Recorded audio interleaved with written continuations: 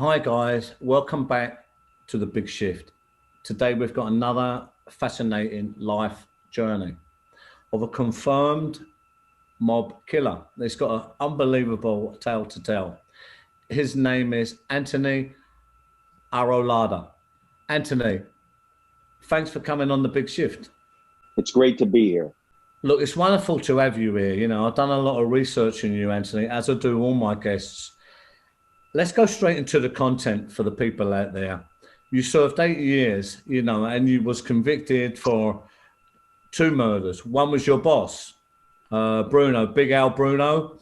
Another one was his brother-in-law, you know, and also you was also convicted of attempted murder on a New York union boss. Do you want to tell us a little bit about that?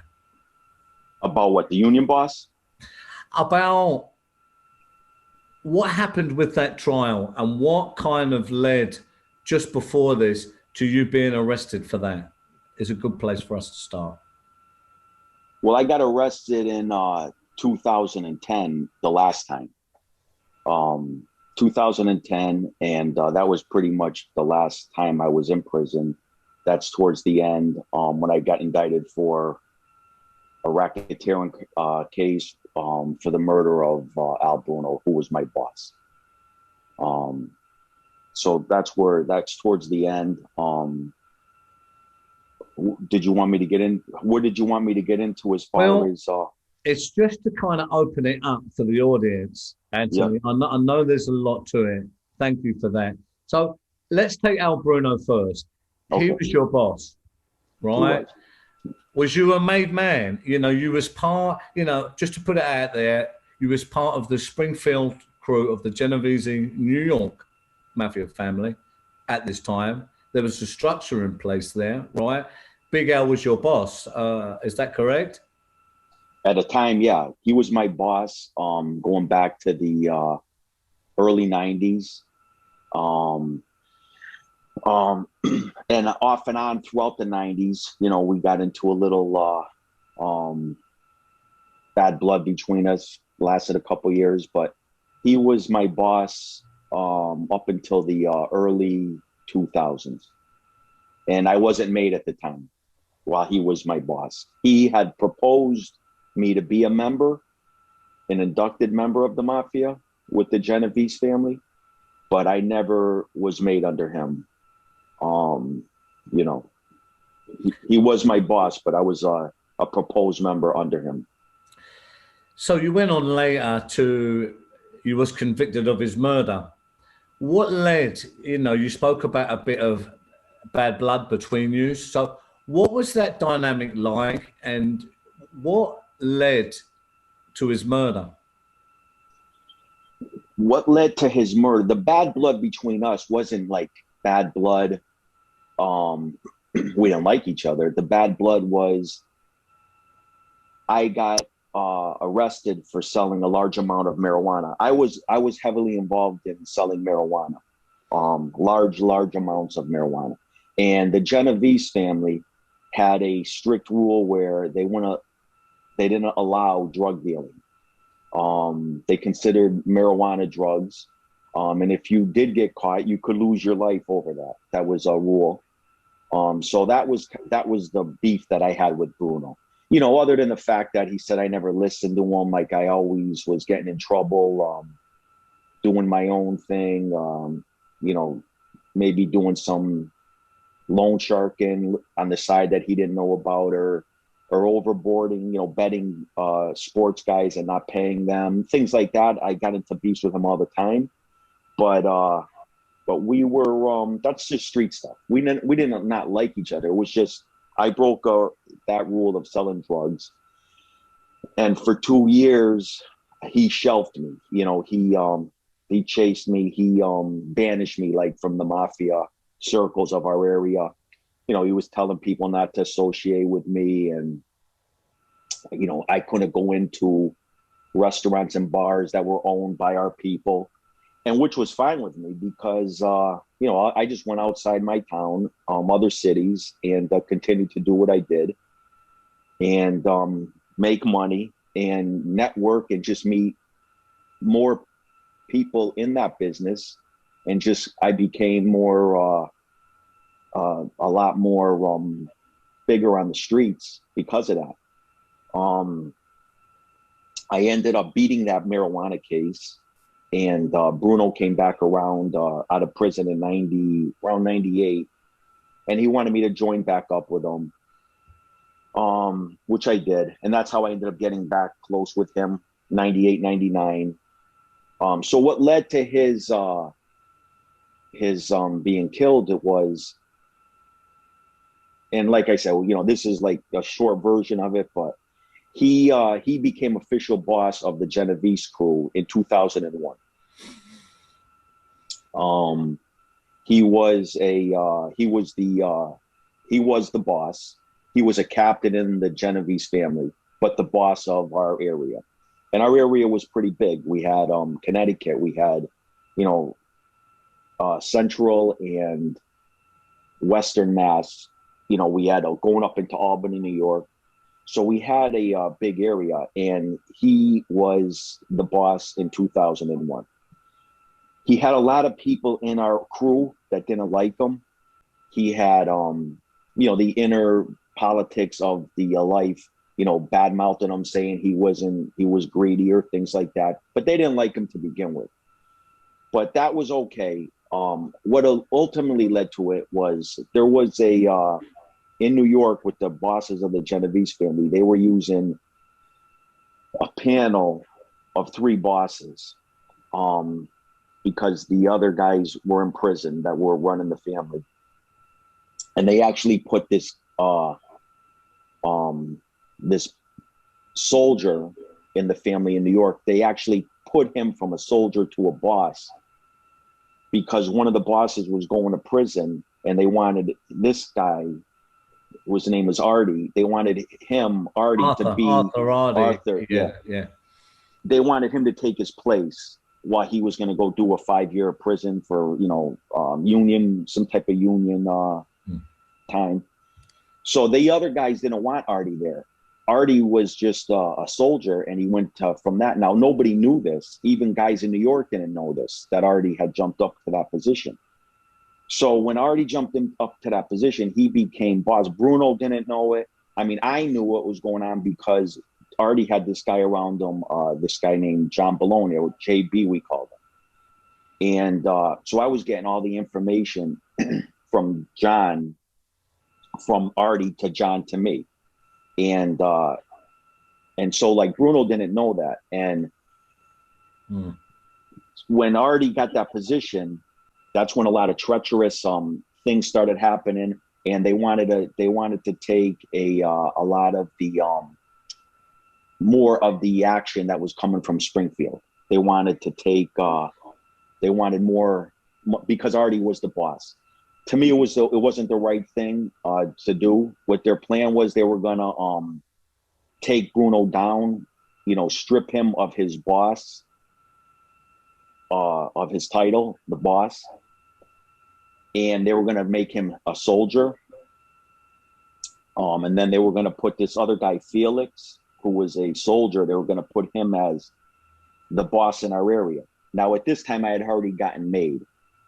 I'm just telling you what happened to Bruno, trying to say it real quick because it's a long story. Yeah. You know, there's a lot that happened in there. Yeah. The bottom line is that, you know, if you're asking how Bruno got killed, you know, all that happening, and they were going to take him down. But then a paper surfaced with on a discovery with another a soldier was going to trial to get sentenced, Emilio Fusco, and he was going to get 22 years. He was going to get 2 years, and instead he ended up getting like close to 3 years. And he wanted to know why he was getting that extra year. And they told him because he was a made man in the mafia.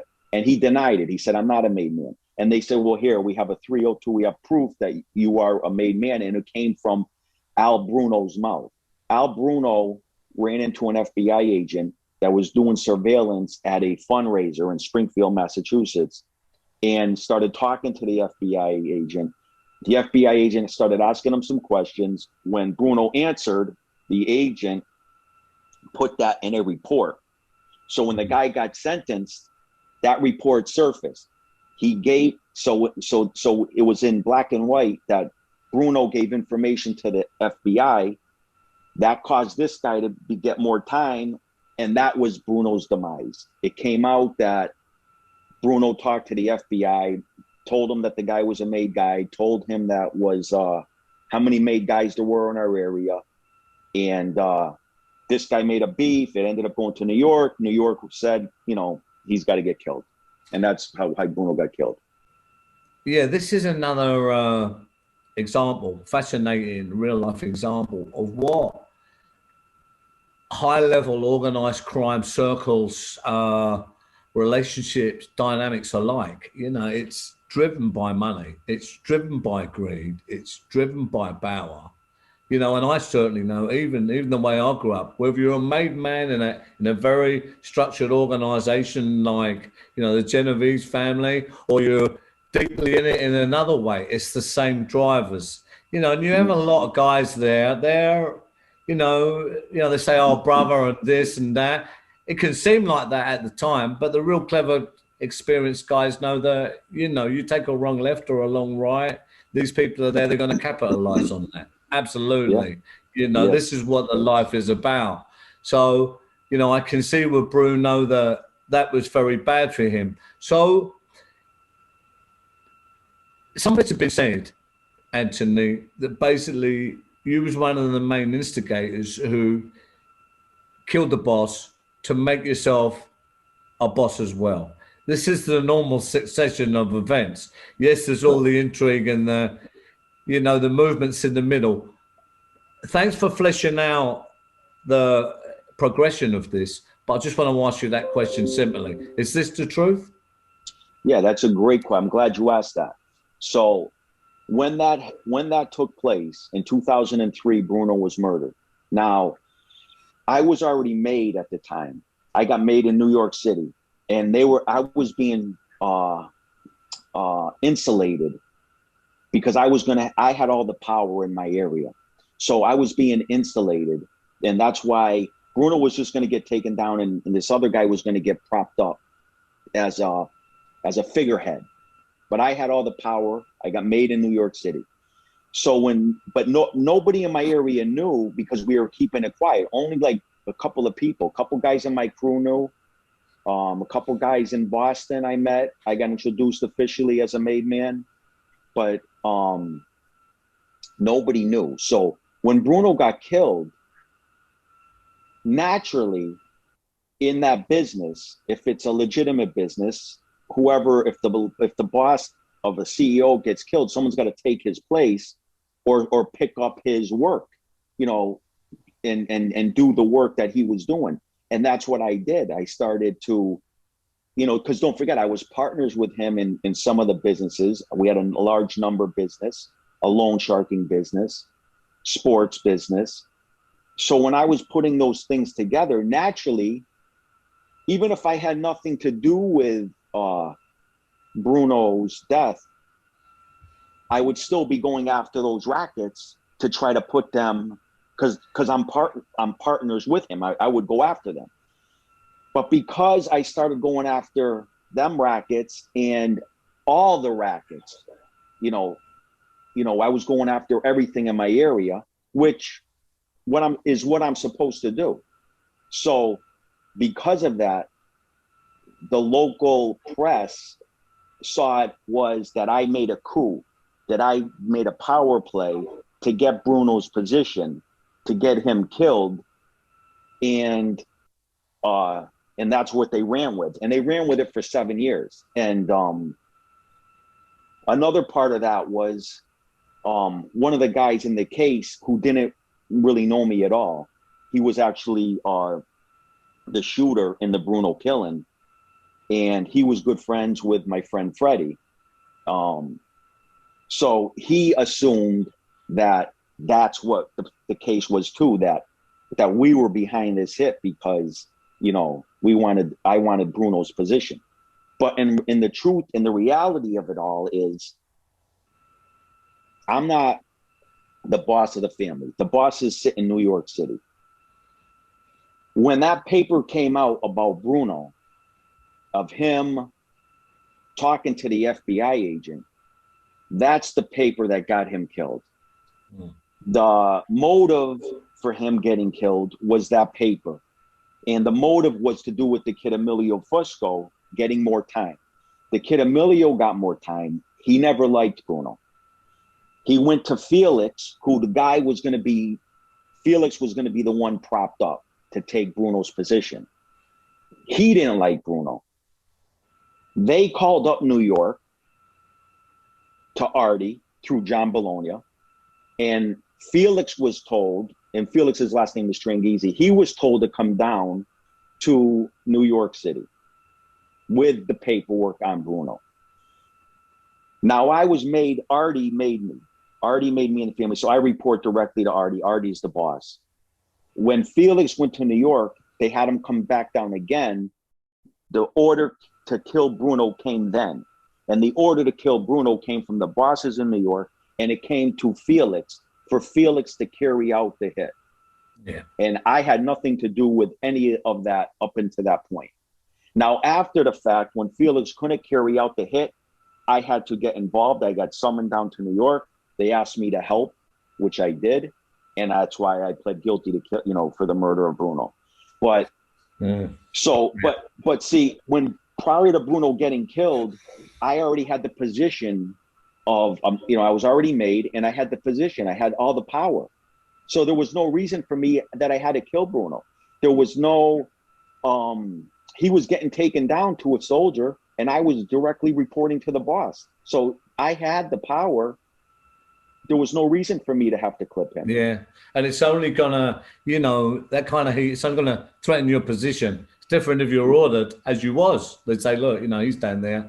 We need to pull him in because we need to make sure this is done in the right way. We need to protect it and make sure we'll do it this way, right? Right. That's clear, right? You know, that's really, really clear, you know, and it goes to show the misunderstandings that people put 2 and 2 together and they make 20. When they don't understand, really, it's a lot more practical, a lot more structured, but it's so treacherous. These things can come really out from nothing, in a sense.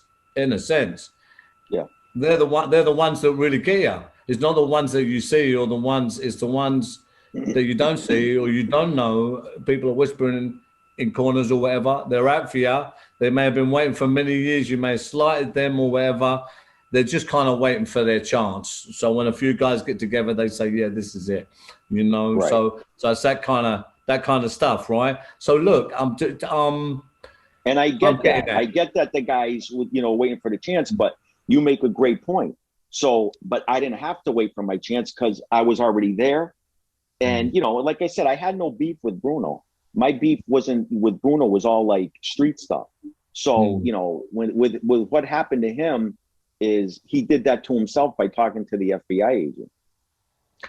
No, I see that, Anthony. You know, it makes clear sense to me anyway, that, right? So the his brother-in-law then, you know, you was convicted of that murder, you know, it's documented, you was there with 3 other guys or whatever. I mean, we go over that, right? You know, because that's documented. How did that come about? What was the escalation towards that? So that was my brother-in-law. That wasn't Bruno's brother-in-law. That was my wife's. Okay. Yeah. That was my wife's, at the time, my wife, her sister's husband. Sorry. No. Sorry. No reason to apologize. There's different things I've been researching, and sometimes they're not 100%, Anthony. But yeah.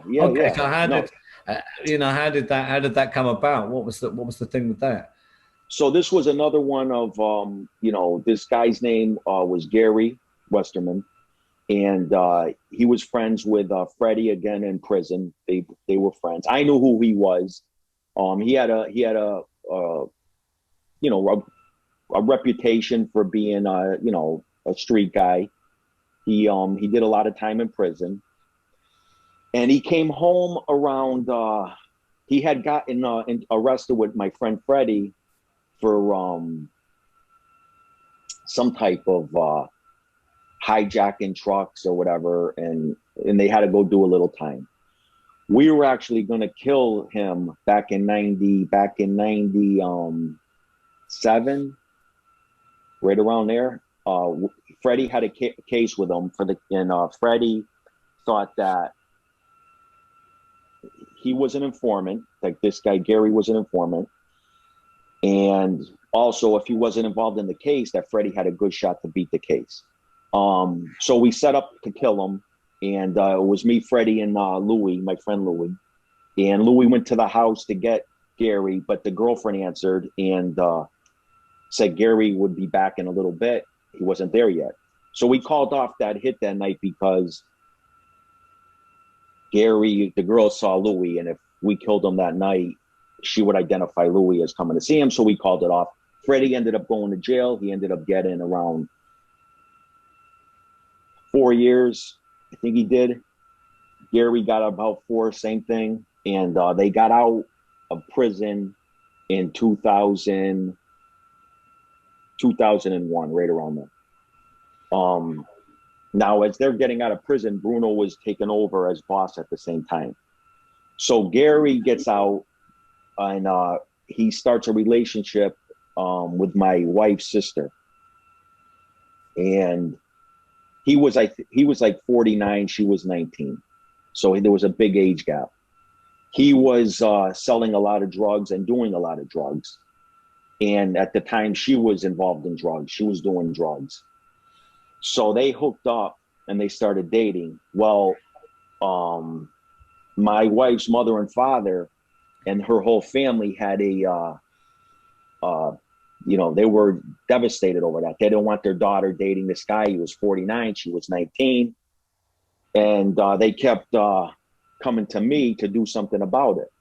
So I went to him 2 or 3 times to tell him, go find another girl, go pick another girl.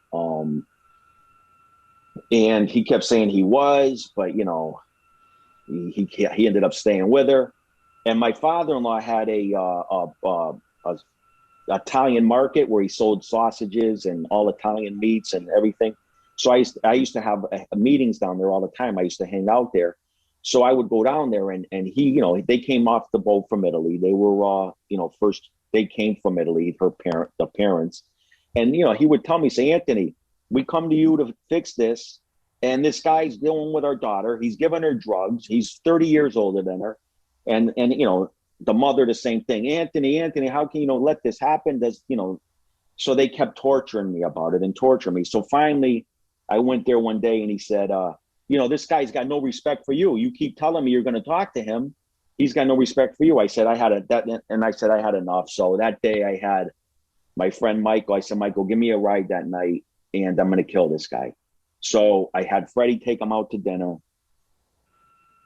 And Freddie was going to, back then we had beepers. Freddie was going to beat me 10 minutes before he was going to leave the restaurant. Me and Michael were going to be parked outside. I had a mask, I had a gun, and I was going to shoot him. So we go to the restaurant. I beep, Freddie beeps me. We go to the restaurant and wait. Freddie comes out with Gary. We're waiting in a perfect spot because they're going to have to walk right by us. I'm going to jump out and shoot Gary. But what happened was Gary was driving a Porsche, and this parking lot, it was this restaurant in Agawam, Mass. It was, he had a Porsche and it was a small little Porsche, and the parking lot is in the back, but we didn't see that he had a spot up front that he was squeezed in 2 cars. So when we saw them coming out the door, we got ready. Michael started pulling up. I was going to jump out, but they go into a little spot and they get into the Porsche. By the time I get up there, they were in the car, and I would have took a shot of having to shoot Freddie too, because I would have had to shoot Gary driving the car. So we passed. So shortly after that, my wife's mother was with Gary and the sister, and they all went out to dinner. So I was like, they kind of like not accepted him, but they she had a talk with them and this and that, and so I just passed on it and we let it go for then, up until that we got reports that Gary was an informant. He was given information, and we just put a plan to kill him, and that's what we did. And that was it. I look, you know, I come from a Irish background with a little Italian, a core Italian, Irish, right? You know, I get the family thing, right? The passionate family thing, right? You know, and of course the drugs is a bad thing, right? That's why I can get that, yeah. How that would have been, you know, I have an understanding how that would have went on. So let's just cover it really, really quickly. The union, you know, the union boss in New York. Yeah. What happened there with that? You know, it was attempted murder. Yeah.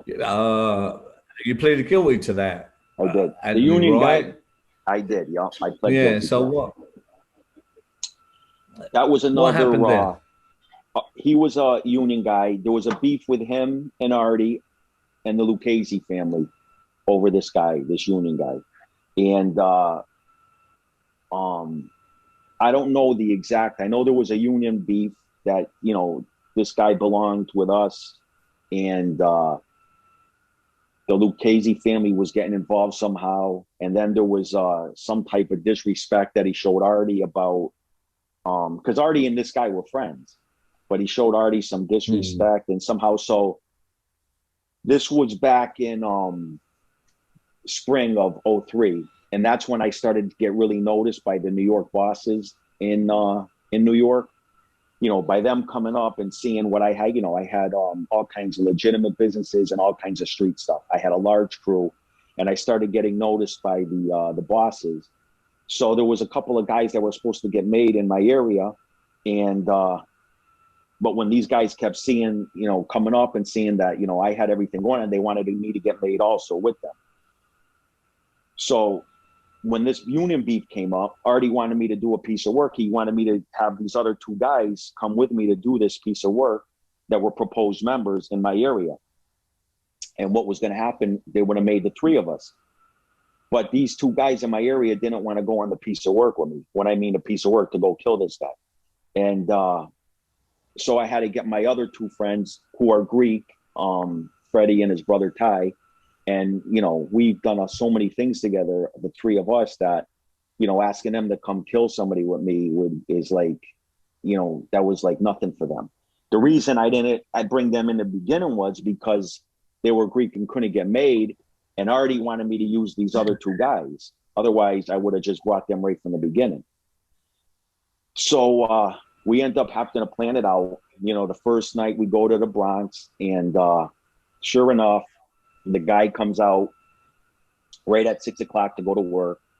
And, but we didn't have no guns with us or nothing, but we just went down to set it up. So the next night, you know, we went down. It's about a little over 2-hour ride to get there. We got to drive we had guns with silencers. So we had to, you know, take a chance of driving in New York. And we had to leave in the early middle of the night, say 2:30 in the morning. So we had to drive on the highway. If we get pulled over with the silencers, we're going to get a lot of time with our records. We're all career criminals with, you know, a lot of prison years in us and all kinds of bad things on our record. So we had to go down there. We set up the second time, and he doesn't come out. So we had to go all the way back to Mass. And this time, I sent Freddie down ahead of time with the guns to get a hotel room. And I went down the next day with his brother. We picked up Freddie. We went to the spot. We waited, you know, for the guy to come out. When the guy came out, Freddie was the driver. Me and Ty came up, and the guy was getting in his car as we approached the car. And we just started shooting at him through through the car. And when, you know, you could see that. I remember Freddie pulling up, picking us up, and looking over and saying, "Oh yeah, you know, he's dead." You know, called up the next day to talk to the guy John, and he said that the guy was still alive. He was shot 9 times, but he's not expected to make it. And so that hit right there. Is the reason why I got made into the Genovese family. Was I got made shortly after that. Like that hit, I think, was in May And I got inducted in August of '03. Because of that, yeah, because of that work. Look, in New York, there's a lot of guys. I mean, I talked to a few of them, there now. Michael Franzese, I'll just put some names down. Did you ever come across Michael Franzese in the old days, Anthony? His father, I did. I came across his father due to there was a strip club we were shaking down in New York, the Hustler nightclub, Hustler strip club, and guys in Connecticut owned it. But long story short, we went in there shaking them down for $12,000 a week. We had Genovese guys go down there in the city. We came in on this part of it, and it ended up flushing out that Sonny, Michael's father, was behind them, but wasn't saying, it had something to do with the club. And it wasn't until that we threatened him with violence and everything that he surfaced. And they pulled that. But yeah, I never met Michael or anything like that. It was before my time, Michael. Yeah. And Sonny, I'm just saying, but Sonny happened to be part of that club. Yeah, no, that's a fascinating story. Sammy the Bull Gravano. There's a lot about Sammy at the moment. Did you ever come across, I know John Alite, we'll cover John as well a little bit. But in them days, did you ever come across within the Gambino family, Sammy or even John Senior or John Junior? So Sammy, I never met. I know a lot of stories about him. We were in these units, and a lot of guys that he was with, I was with. So, just stories like that. But I never met Sammy. I met guys in Sammy's crew in the early 2000s that were part of his crew that was around him. This guy Tommy and this guy Primo. I don't think Primo was with him, but the guy Tommy was. And I think they were actually the ones that were given the contract when they were going to kill him in Arizona, when they were going down there. I think that the guy, I'm not even sure, but I believe Tommy was involved with Primo. But yeah, I never met Sammy. I met a lot of Gambino guys. Like you said, Johnny A-Light, I knew from the 90s, did stuff with him. John Gotti Sr., I never met. And Junior Gotti, I never met. I knew friends that knew him and everything, but not met him personally. Right, yeah. We can cover this quickly. It's a good question. It's a relevant question. You're from another family at that time. You're a mate guy. A lot of people would say, with the historic events of John Gotti Sr., really, with the press and, the Teflon thing and all that, everyone says that was the beginning of the end, right? Flaunting it and all that stuff. And after that, things certainly changed, right? Within the five families and the way business was done and all this. What's your view on that, Anthony? I think Gotti, I used to listen. Growing up, that's what got me into the life. I got arrested when I was 17 for my uncle was bringing kilos of coke back from Florida, and we got arrested in the state of Maryland. And at that same time, Castellano got killed, and it was a big murder. I mean, probably one of the most notorious murders in the mafia.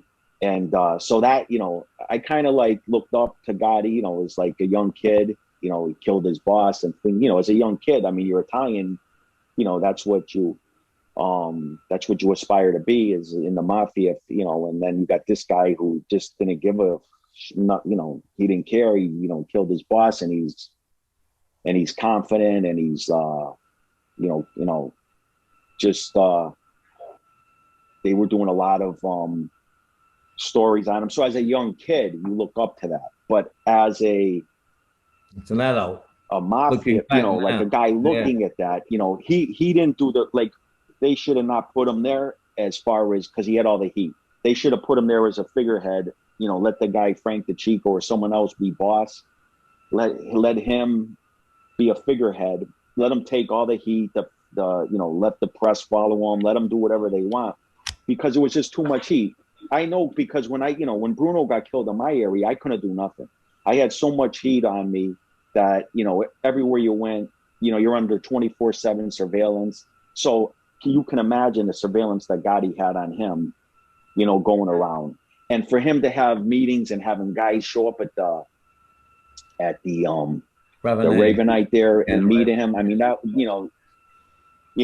I get what he's doing. He was like trying to say "fuck you" to the government. We're not running anywhere. And I get that, but you're not going to win with them, and you're going to sacrifice everybody. So, to me, I mean, I don't think he was the cause.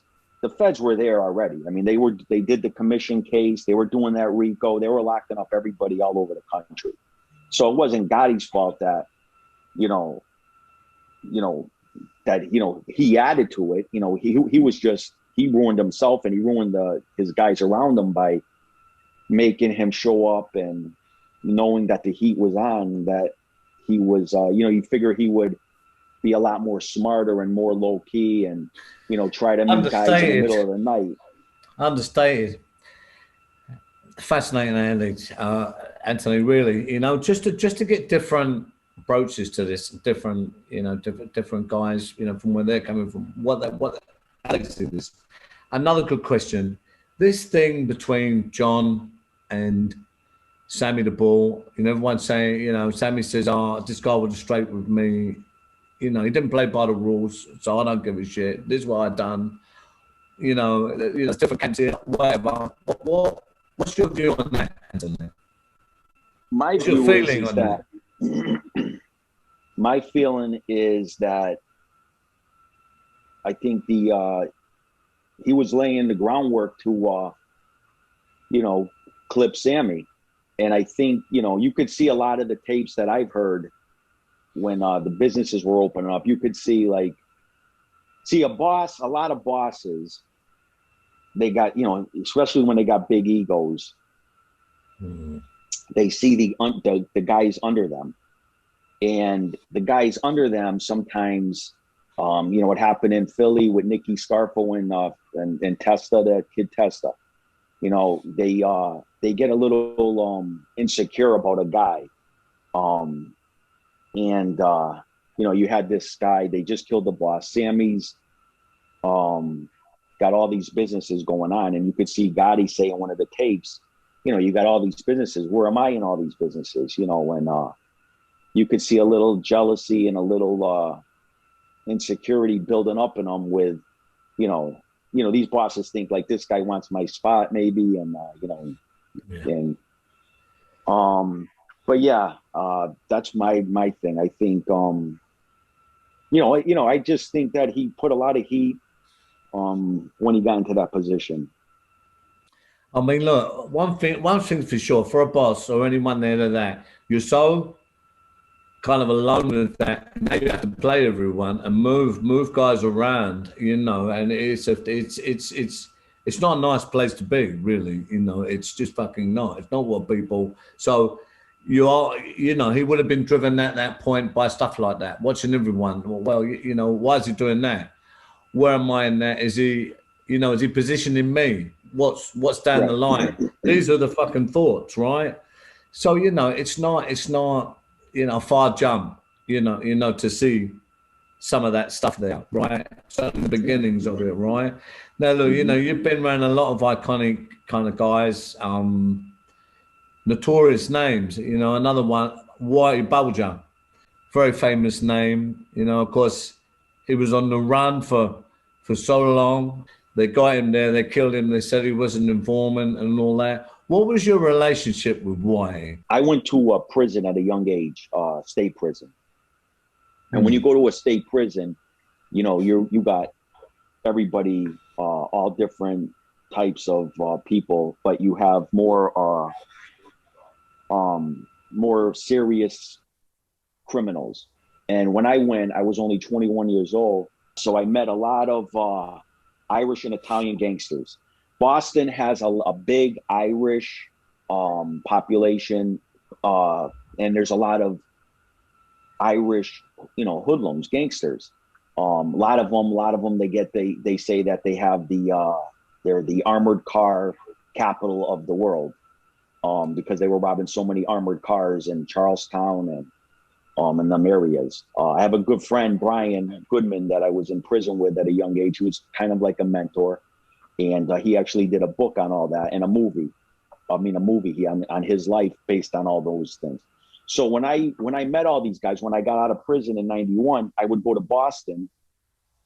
Brian, that I just mentioned, was one of the guys back then, but I met a lot of these Southeast, South Boston, Charlestown, and a lot from the North End, which is Italian. And so when I used to go meet these guys, Whitey would be in the places that, I'd go meet him at bars, and Whitey would be in there. He'd be down the end of the bar, and he'd call my friend over one time to, my friend had to go see him. But, Whitey was like, when he called him over there, Whitey knows everything that's going on in that, in his town. And he wanted to know who I was. And my friend's response to him was, that's Anthony. He doesn't answer to nobody. He hustles on himself. He's, because I was doing a lot of, we were hijacking a lot of trucks, and I was selling a lot of the merchandise down to the Boston guys. So, and I was, heavily involved in the drugs, and it was like, right when I was coming into, the guys in my area, it was like right when I was coming around Bruno into that life. So he was right when he said he doesn't answer to nobody. He because I never gave them any of my drug money, or they never knew anything that I was doing. I did it all myself. So yeah, so I would see Whitey in all the bars. And one thing about Whitey that anybody can say is he was a feared gangster. I mean, he was what he was, everything else they want to say, but he was a ruthless and feared gangster. I mean, I know guys that I was locked up with that were notorious killers and tough guys, and they were not afraid of Whitey, but they were very cautious, and they wouldn't disrespect them. There was whispers about him being an informant, but nobody would say it. Certain guys would come out like in the early 90s before it came out that but nobody would dare say it, where it would come back to him. And he had a lot of bodies. I mean, he killed my friend's uncle. He was involved in different wars back in the in the 60s. They had big wars. They had these Irish gangs, and I mean, there had to be like maybe 100 people got killed during that war. And they, ended up being the Winter Hill gang, ended up being formed out of that. And that's what they say he was the head of. And, the Italian gangsters in the North End still had the power. They had a bigger army, a bigger crew. But Whitey was definitely a gangster, and people were in fear of him. And he did corrupt the FBI. He corrupted them. His brother was a politician, and he was very, so they had a lot of scope. They must have known a lot of guys between them. There's books and all this stuff out about it. I have read some stuff. But, just to put it down to the dynamic of what brothers are like. I mean, even in the later years, I see his brother, who was in City Hall and all that stuff, they used to ask him about why, but he would never say, "Oh, I know where he is." He'd sidestep it even then. I don't see him, right? So there was always that protection there, that brothers thing, right? For 16 years, he was on the lam. He took off in 95, and they didn't catch him till 2011. And when they caught him, he had over 800,000 cash at his apartment. In the wall. And they say he's got, right? He's got millions and millions and millions everywhere. Here's a question, Anthony. So, these gangs, I mean, did the Italians and the Irish get on? Or generally? Or, would there be some bad feuds going on there? I think years ago, they probably didn't get along. When I was coming around, they got along, especially in prison. Prison, we had a big population of Irish and Italians. We used to have back then, we used to have our own Italian club and an Irish club. We used to have it where the Irish club could have their families come in with food, and we would get invited to their club, and we could have our families come up and eat with them outside food. Same thing with us. The Italians could have once a month we could do this. So our families could bring in home cooked meals, and we could have the Irish join us. And that's what we did. We stuck together in there. Like a lot of the guys I hung around with, my closest guys, even though I had Italians that were from my area, my closest guys were Irish. You know, they were just crazy. You know, they had no fear. They were like, you know, they had no fear. And, you know, they were funny, you know, and I got along good with them. You know, and it makes a lot of sense to get on, right? Makes a lot of sense to get on. Yeah. Right. So, yeah. Whitey Bulger, right? When he was arrested, you know, I've heard some people have said, and I have heard, Anthony, you know, you had a lot of violent guys in your crew. You know, they was busy guys. Well, that's what I hear, right? And I also hear that some of them was involved in the murder of Whitey Bulger. What can you tell us about that? What is the truth about that? Yeah, well, I knew my friend Freddie was doing time in West Virginia, and when I got out, I had to have a job working at I was working at a car dealership, and this was right when I got the job, and it was good for me. You know, it gave me something to do, gave me you know, interact with people, get my you know, just keep me busy, keep me out of trouble. And I had just been there for like maybe 2 months, and somebody calls me up and said, Whitey Bulger guy is dead. And I said, who cares? And they said, well, he was murdered. Then I'm starting to see someone else tell me, my guy I was working with tells me, says, oh, did you hear Whitey Bulger was murdered? Now he went from dead to being murdered. And then I find out that he was in Hazleton Penitentiary, you know, in West Virginia. And right when they said that, I said, guaranteed, I called my other friend in this area. I said, you know, this guy killed him. And he was like, you think so? He goes, I go for sure. And then when the news started coming out, some news places said that he admitted it. Him and there was this other guy there. I don't know if he admitted it or not. I know that I thought I heard that reported that he admitted killing him. And yeah, so that was pretty another notorious, like high profile murder. Yeah, very, very much so. Another chapter closed, and that was quite a story. You know, he was on the run for a long time, and the way that transpired. Now, look, there's a lot of different stuff about this life. You know, we talked at the start. Now, for you, Anthony, you know, in your journey, I know you come out of that life. You wanted out of that life. You know, I know you was also, you know, they say, you know, a star witness, you know, you testified in, you know, against a couple of people in the trial. You know, it's documented and all that. There are different motivations, obviously, that people have for the choices that they take. Why did you do that? For you, you know, I'm just asking you a simple question. With that life, we know what that life is. What led you to that point where you testified and you become a government witness? So that was so in my case, I guess there's two ways to look at that. There's your family, you know, you have a family, you have little kids, and you're facing death penalty sentence, a case, life imprisonment case.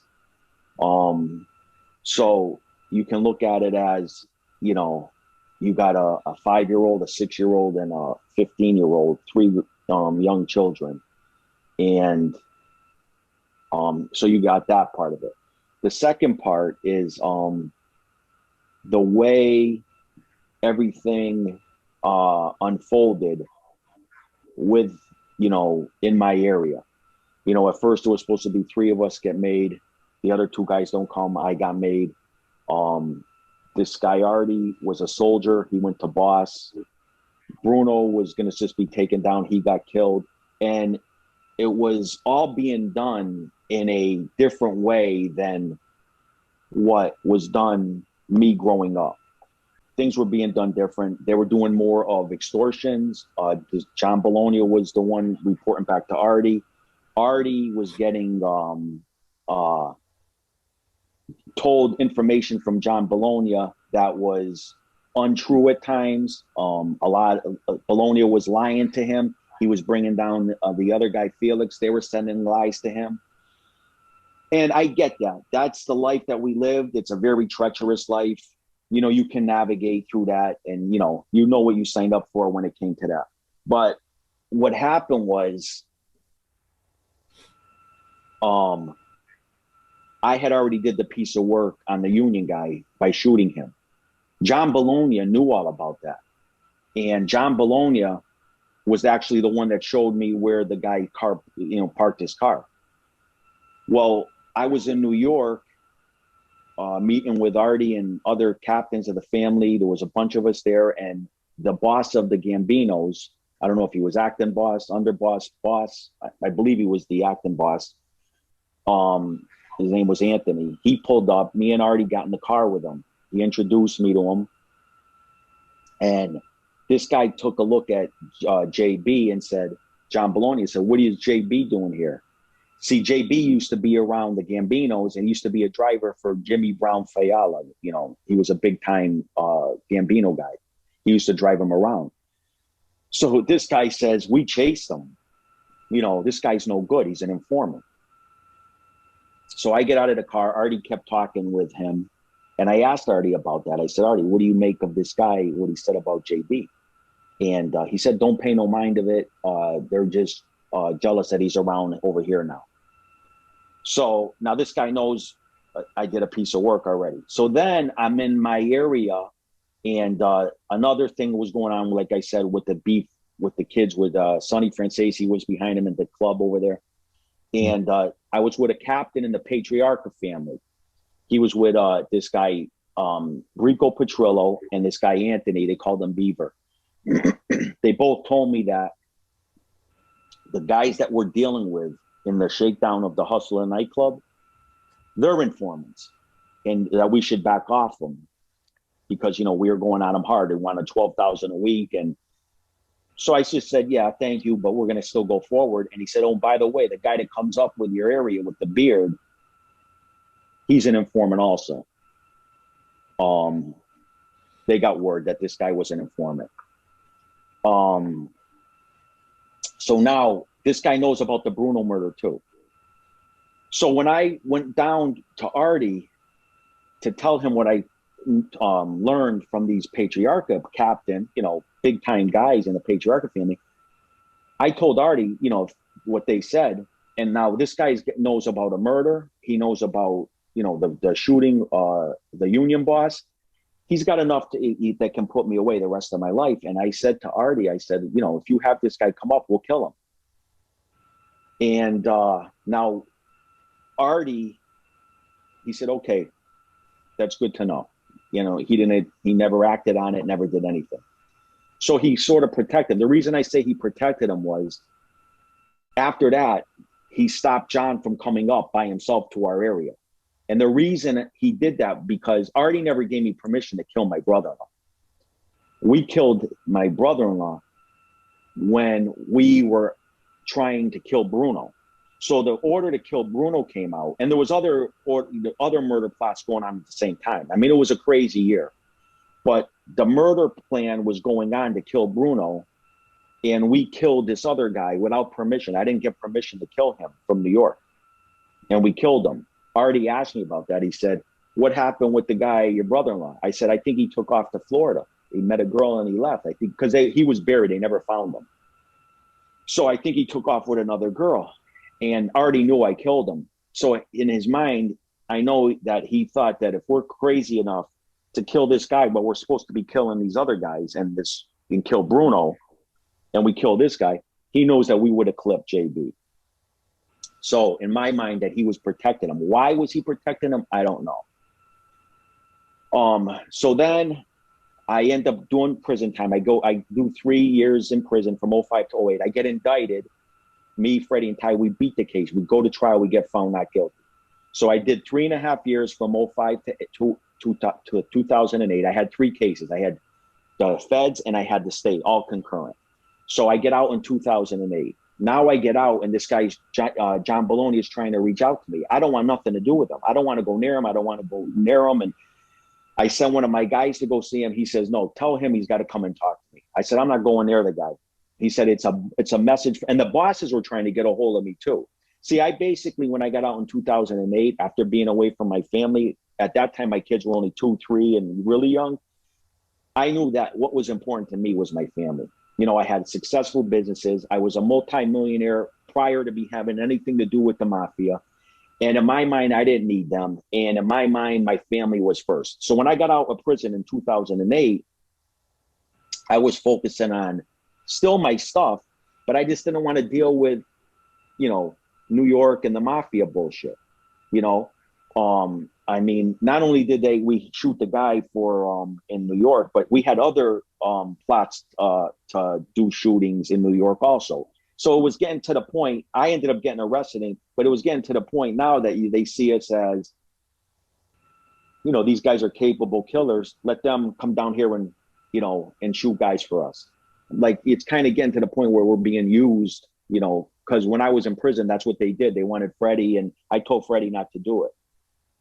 They wanted him to do another couple pieces of work. So when I finally go meet John, sure enough, when I met him, he was wired. I found this out afterwards. He had the feds parked outside, and they were listening to the car. I talked to him like he was wired. He tried to bring up murders. I whispered in his ear, I'm not talking about none of that, but he still brought it up anyways. So when 2010, I'm thinking I'm trying to escape through this all. You know, I still got like a little over a year left on my federal probation, and I'm trying to get through this. So if I get off probation, you know, I stopped going down to New York. They were calling for me, but I wanted to build my own crew, but I wanted to do a lot of legitimate things. And, you know, I didn't want to, you know, I was trying to get away from that. So 2010, I get a call from a guy that says the guy, John Bologna, went in the witness protection program. So I said, oh boy, I'm done. And I remember I thought there were going to be feds all outside and, you know, arresting me, but they didn't come for a month.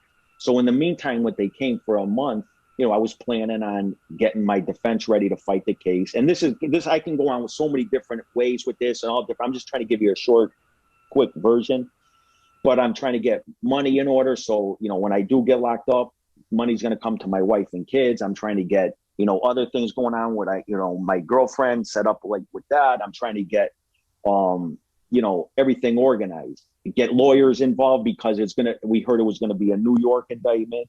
So I'm trying to get that lined up. I end up getting this guy, John Mitchell. He was a high profile attorney. He actually represented John Gotti, all big time gangsters.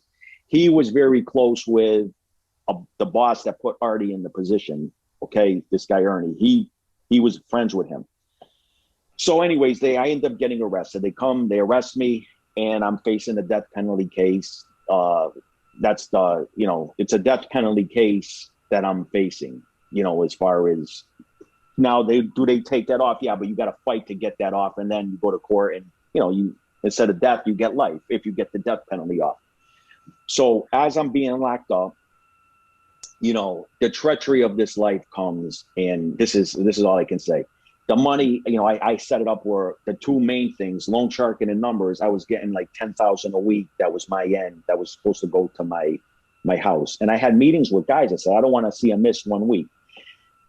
None of the money started going there because they figure I'm never coming home, you know, which I get it. All right. So whatever. I mean, I could have dealt with that. I would have had somebody come in, and then I would have tried to say, go shoot this guy, go shoot that guy. I mean, it would have been, you know, and then I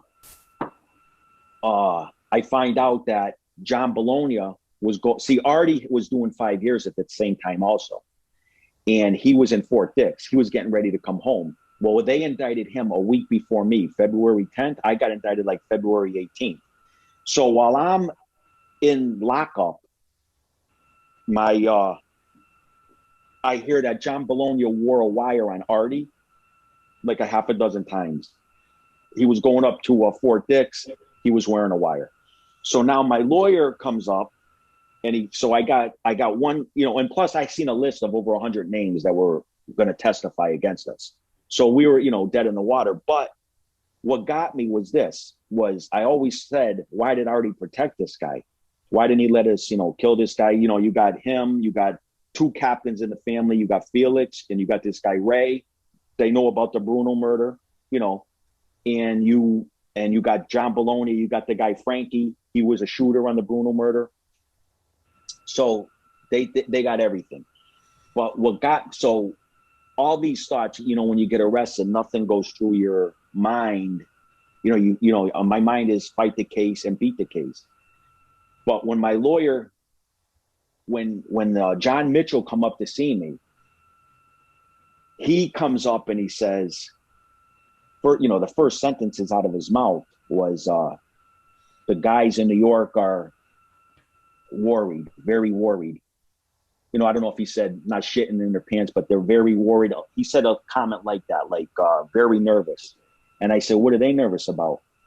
And he said that Artie is not in the system.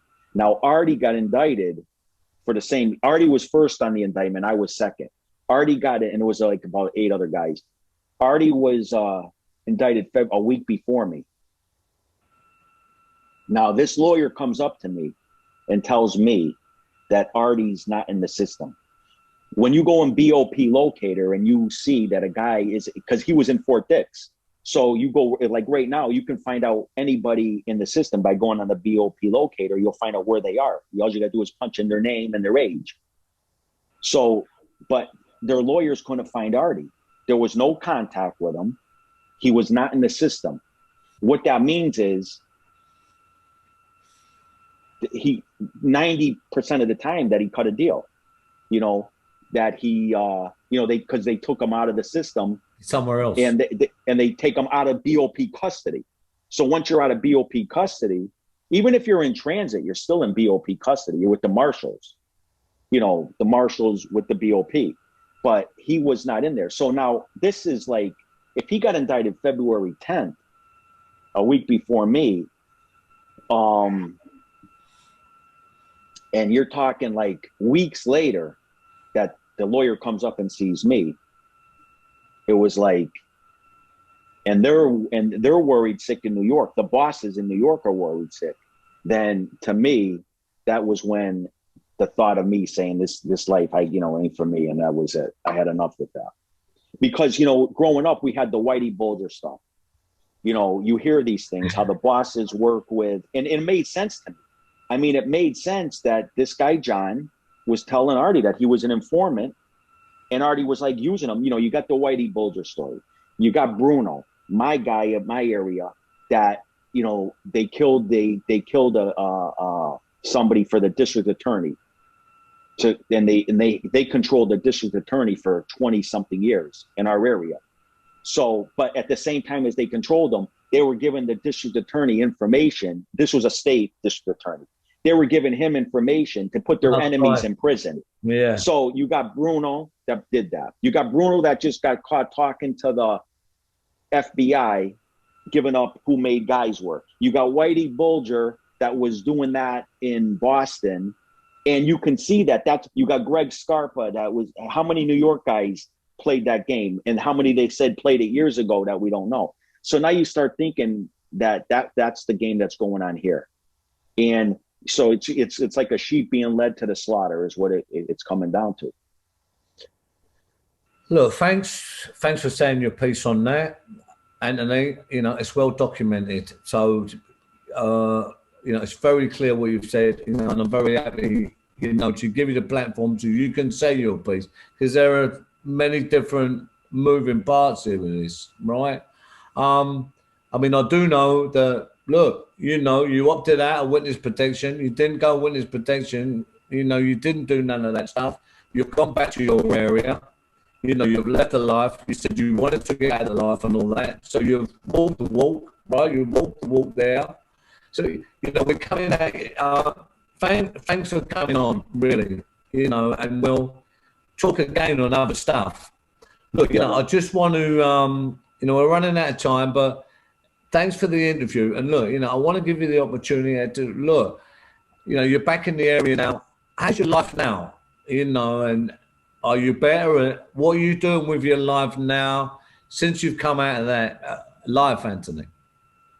Yeah. So right now, if you know what we go through in that life, I know you told me, you know, I know some about your life. You did 17 years, and you know, it's that life is very alluring. I love the life. I love living that life. Now, my regrets, I'm not going to sit here and tell you that I got very spiritual in prison, but I got spiritual based on me, meaning like I got very well in tune with my life. When I tell you that I love that life, I miss that life and I love that life about all the, you know, just the hustling part of it. It's like if, you know, the things that we do aren't unethical. They're just illegal, you know, meaning like when I say I love the life, except for the murders, except for the violence, that's what I mean by that. So like if you know, if you want to go into a casino, you know, you can bet sports gambling. Okay. It's legal. Okay. When we do it, sports gambling, they arrest us because we're part of organized crime, and also we're not paying taxes, and also if a guy doesn't pay, we hurt them. But if you take away the violence, the crime in itself isn't unethical. I mean, loan shark, and you can go to the bank and borrow money. When you don't pay the bank, they take your house. When you don't pay the mafia, they beat you. So if you take the violence away and all the crimes, they're not unethical crimes. The numbers, you can play the number business every day. So I miss that life. I miss that part of it. You know, if I could go back, I just wouldn't hurt people, you know, because you don't have to hurt people in that life.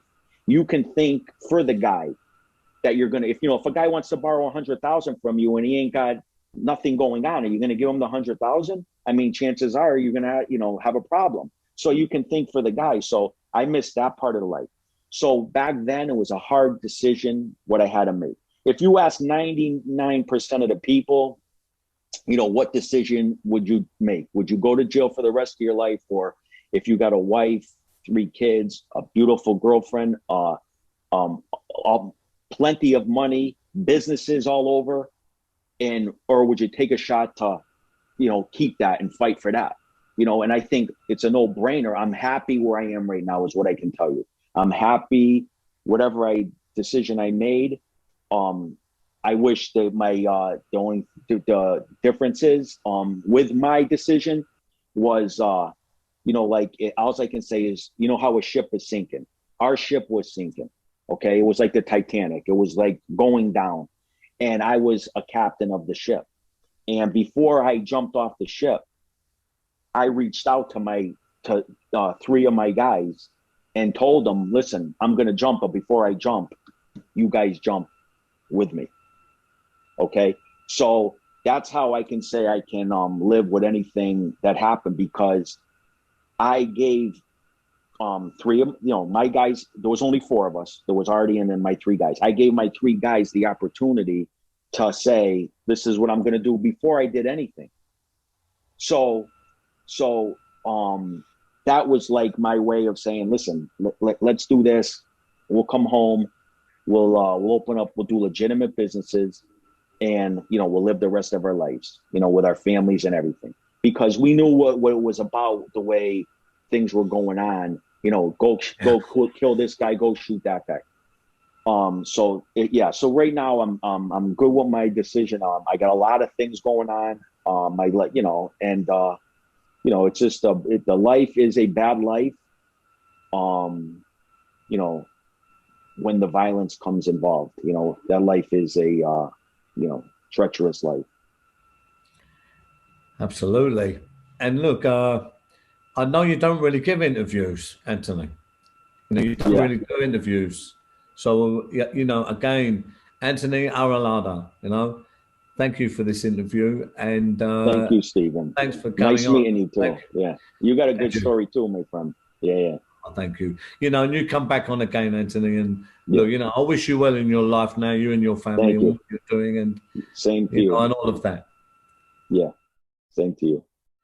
Thanks for tuning in, guys, to a wonderful new segment of The Big Shift with Stephen Gillen. Make sure to subscribe, like, go into stephengillen.com and sign up for more wonderful content to expedite, help, and support you on your own personal journey of success.